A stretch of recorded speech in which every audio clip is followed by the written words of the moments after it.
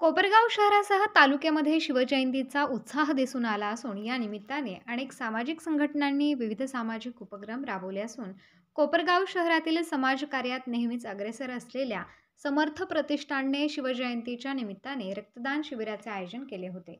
या शिबिराला रक्तदात्यांचा उत्स्फूर्त प्रतिसाद मिळाला असून 76 रक्तदात्यांनी रक्तदान करून आपली सामाजिक जबाबदारी पार पाडली। समर्थ प्रतिष्ठानच्या वतीने छत्रपती शिवाजी महाराज स्मारकजवळ या रक्तदान शिबिराचे आयोजन करण्यात आले होते। बुधवारी सकाळी संत जनार्दन स्वामी आश्रमाचे मठाधिपती रमेश गिरीजी महाराज यांच्या हस्ते या शिबिराचे उद्घाटन झाले। या शिबिराला विविध क्षेत्रातील मान्यवरांनी हजेरी लावत उपक्रमाचे कौतुक केले। या शिबिरात अनेक शिवभक्तांनी तसेच महिला भगिनींनी देखील रक्तदान केले। रक्तदात्यांना समर्थ प्रतिष्ठानच्या वतीने गौरवपत्र देण्यात आले।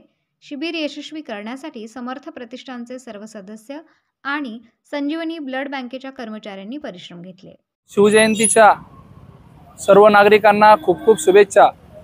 आज अखंड हिंदुस्थानचे आराध्य दैवत छत्रपती शिवाजी महाराज यांची जयंती, त्यानिमित्त समाज कार्यासाठी नेहमी अग्रेसर असलेला समर्थ ग्रुप एक सामाजिक बांधिलकी म्हणून आज समर्थ ग्रुपच्या वतीने रक्तदान शिबिराचे आयोजन करण्यात आले होते।